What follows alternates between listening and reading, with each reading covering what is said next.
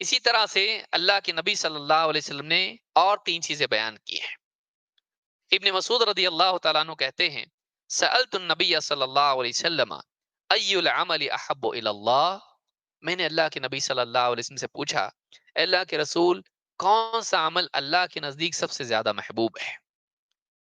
قال الصلاۃ علی وقتها، کہا وقت پر نماز ادا کرنا، وقت پر نماز ادا کرنا۔ قال ثم ای، کہا اس کے بعد کیا؟ قال ثم بر الوالدین، اس کے بعد کیا؟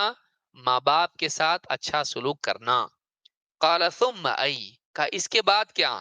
قال الجہاد فی سبیل اللہ، اللہ کی راہ میں جہاد کرنا۔ قال حدثنی بہن ولو استزدته لزادنی، کہا کہ بس اتنی باتیں میں نے پوچھی، اگر اور زیادہ پوچھتا تو اور زیادہ ہمارے نبی بتاتے ہیں۔ کتنی چیزیں پوچھی؟ تین۔ سب سے محبوب کیا؟ وقت پر نماز پڑھنا، وقت پر پڑھنا۔ یہ نہیں کہ ایک آدمی کرکٹ کے میچ کی وجہ سے نماز لیٹ کر دے، مہمان آ گئے اس لیے بیٹھا رہے اور نماز کا وقت نکل جائے، شاپنگ کے لیے گیا اور سارا وقت نکل گیا اور شاپنگ میں لگا رہا۔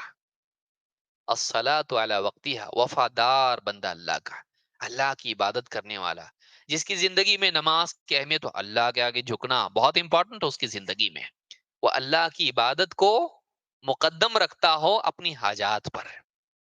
نمازی، نماز بہت اہم، لیکن کیسی نماز؟ وقت پر۔ یہ نہیں کہ آدمی نمازوں کے اوقات ٹال دے، جاب کر رہا اور رات میں آ کے گھر پہ پوری 5 نمازیں پڑھ رہا، ایسا نہیں۔ الصلاۃ علی وقتها، نماز اس کے وقت پر پڑھنا۔ نمبر 2، اللہ کا حق ادا کیا۔ اب اللہ نے کس کو اس کے لیے احسان بنایا؟ سب سے پہلے ماں باپ، ماں باپ کے ساتھ اچھا سلوک کرنا۔ یہ نہیں کہ عبادت گزار ہو لیکن مخلوق کے ساتھ سلوک نہ کرتا ہو، بدتمیزی کرتا ہو ماں باپ کے ساتھ، نہیں، ماں باپ کے ساتھ نیکی کرنے والا۔ 3، الجہاد فی سبیل اللہ، اللہ کی راہ میں جہاد کرنا۔ جہاد صرف جنگ کو نہیں کہتے ہیں، جہاد ایک بہت بڑا وسیع تصور ہے، زبان سے، قلم سے، اور اپنے مال سے، اور اسی طرح سے اپنی جان بھی قربان کر دینا اللہ کے لیے، اگر اللہ کے دین کی حفاظت کے لیے اس کی ضرورت پیش آ جائے۔ تو پہلی چیز کیا بیان کی؟ نماز، اس کے بعد والدین، اس کے بعد اللہ کی خاطر قربانیاں دینا، یہاں تک کہ جان بھی نچھاور کر دے اللہ کے لیے، جنگ کرے اللہ کے لیے۔ تو جہاد کا ایک بڑا تصور اسلام میں، جنگ خارج بھی نہیں جہاد سے۔ آج کل بعض لوگ جہاد سے جنگ کو نکالنے بھی لگے ہیں، جنگ ہے وہ قیامت تک رہے گی، لیکن ٹیررزم جہاد نہیں ہے، اس کو بھی یاد رکھیں۔ دہشت گردی جہاد نہیں ہے، لیکن جہاد ہے اسلام میں، نہیں ایسا نہیں ہے۔ تو اللہ کی خاطر اس کی اصول ہیں، اس کی شرائط ہے، اور بہت ساری تفاصیل اس کی ہیں۔ تو اللہ کی عبادت کا اہتمام، مخلوق سے سلوک، اور اللہ کے دین کی حفاظت کے لیے، اللہ کے دین کے لیے قربانی دینے کا جذبہ، یہ تین چیزیں انسان میں ہونا چاہیے جو اس کو کامل بناتی ہے۔ اللہ کی عبادات، بندوں کے ساتھ سلوک، اور اللہ کے دین کے لیے قربان ہونے کا جذبہ، قربانی دینے کا جذبہ، یہ تینوں چیزیں ہیں جو تینوں کو جمع کر دیا اللہ کے نبی صلی اللہ علیہ وسلم نے اس حدیث میں۔ اس کو امام البخاری اور مسلم نے روایت کیا ہے۔ تو وہ آدمی اللہ کا محبوب کیسے بنے گا جو اپنی راحت کے لیے فجر کی نماز غائب کر دے رہا، تجارت کی وجہ سے عصر کی نماز غائب کر دے رہا، اور بہت تھک کے آیا اس کے لیے عشاء کی نماز ضائع کر دے رہا؟ کیسے ہوگا؟